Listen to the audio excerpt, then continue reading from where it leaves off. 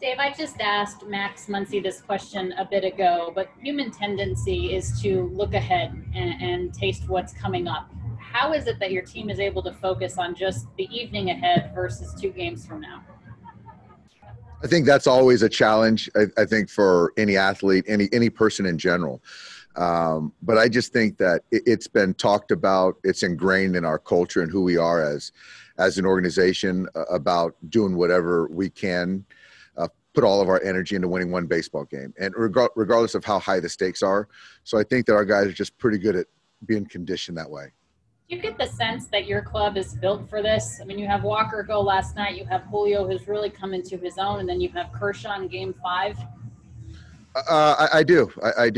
Not only built for the next, this series itself, but just I think this moment, the roster speaks to it, the experience, how guys have continued to play the game and grow, evolve. But certainly, you look at kind of the surface of how rested our guys are, how we're playing.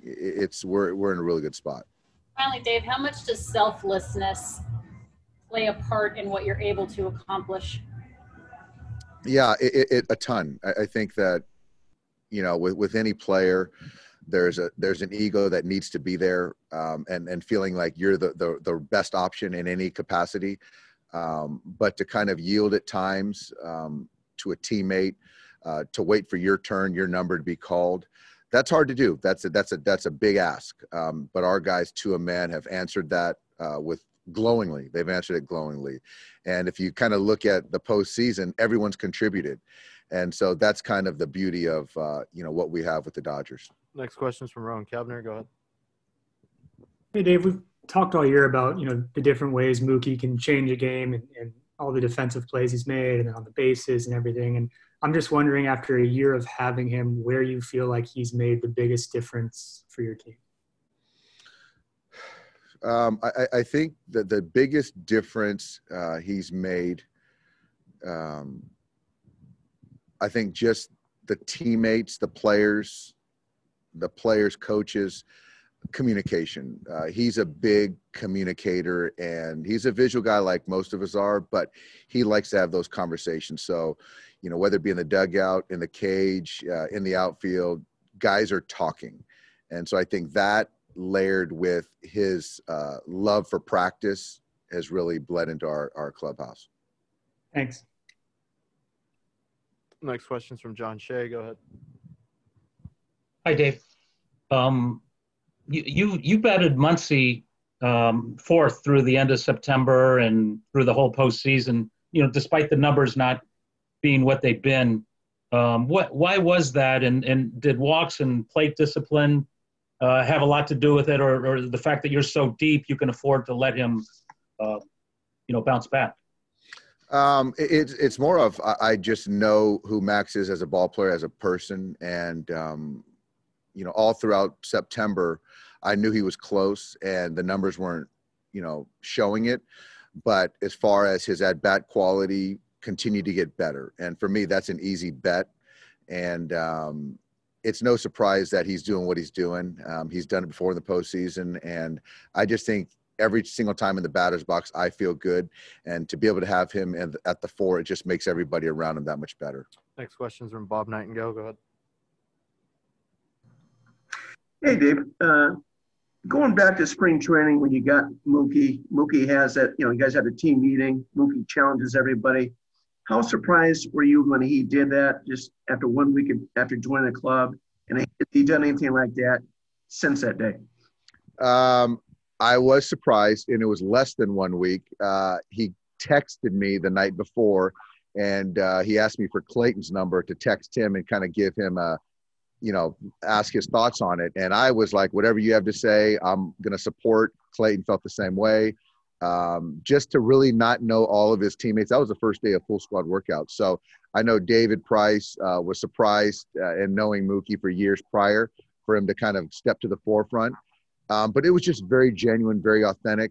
And there had been other times in hitters meetings where he's kind of challenged guys in the best possible way to how to go about a team approach as an offense. Thanks so much, Dave. Next question is from Jorge Castillo. Go ahead. Yeah, just sort of off that. It's been a while ago. A lot of things have happened since Mookie, did that. Did that set the tone for you guys? You think even through all this pandemic and all this stuff? It did. That set the tone. And another thing, he talked about was just, how we practice, like, how you do anything is how you do everything. And, we were making a little kangaroo court thing as far as airs, overthrowing, whether it be a PFP or a fundamental, cuts and relays, catching the baseball.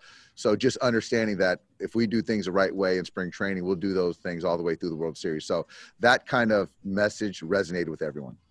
How long ago does that feel? Oh, my God. It doesn't seem like 2020, certainly.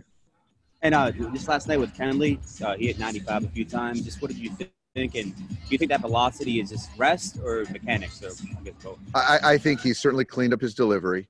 I know he was fired up to get back in the game. It was 5 days in a game. It was 5 days. So it was really good. I thought it was a very positive outing. Next question is from DG. Go ahead, DG. Yeah, I was going to ask you about Kenley as well. Sort of compare your reactions to that 90 through 86 against the Brewers and when you saw a couple of 95s last night. That was welcome to see, DG. Yeah, the 86 or whatever it was, that checked me up. It really did. And it was good to hear that it wasn't physical. It was kind of delivery, which resonated with me. And Kenley's worked so hard to get back and being open to different spots as far as leverage to kind of get back. But that last night, and granted, he gave the homer last night, but I thought the body of work last night was as good as he's had in my recent memory. Has he pitched his way back into that closing role, or does that homer still give you? You know what? I think, Mike, I think it's just he's back into high leverage, the highest of leverage. And I think that I just don't want to kind of put him in a corner or in a box. I think it's best for all of us that, you just have the option to deploy him whenever you want. And kind of, I think it's a good thing, not only for himself, but also for his teammates, the guys in the pen, to give them the best runs too. So we'll see. Next question is from jackharris. Go ahead. Dave, when you went back and watched Clayton start in game one, what stood out to you the most? Is there anything he needs to change for tomorrow? Yeah, I think that it was all good. It was. I think that early on he worked out some things after that first inning. But that's the cat and mouse now. You see a team 5 days prior and who's going to react, who's going to change, who's going to keep doing what they did. So that's the fun part, the game inside the game. So I'm eager to see. Next question is from Eric Steven. Go ahead. Dave, with AJ Pollock, he's back in there tonight. His numbers in the postseason aren't quite what they were during the regular season. Is there anything you're seeing differently from him now compared to then, or is it just not getting the results? I think it's a combo of things. I think that he's got to stay in the strike zone. I think there's some pitches that he could end the at bat that he's missing. So I feel really good about AJ tonight. So I'm happy to get him back in there. I'm excited. I know he's jacked. So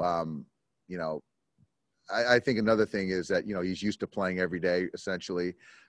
So he's going to grind. He's going to grind and put together good at bats. I got time for one more. Go ahead, Daniel. Thank you. Dave, just very few Mexican pitchers have started the World Series game. There's a lot of expectation in Mexico. So how is Julio handling the pressure? Oh, Julio, I don't think he feels pressure. He likes the big moment. And to be quite honest, whatever game it is, he's kind of the same every day, which I really like. And I'm just really thrilled for Julio, all of Mexico, who I know are going to be tuning in to watch Julio tonight. And he's just thrown the ball really well. And so if he just continues to execute, make pitches, he's going to be just fine. Thanks, Doc.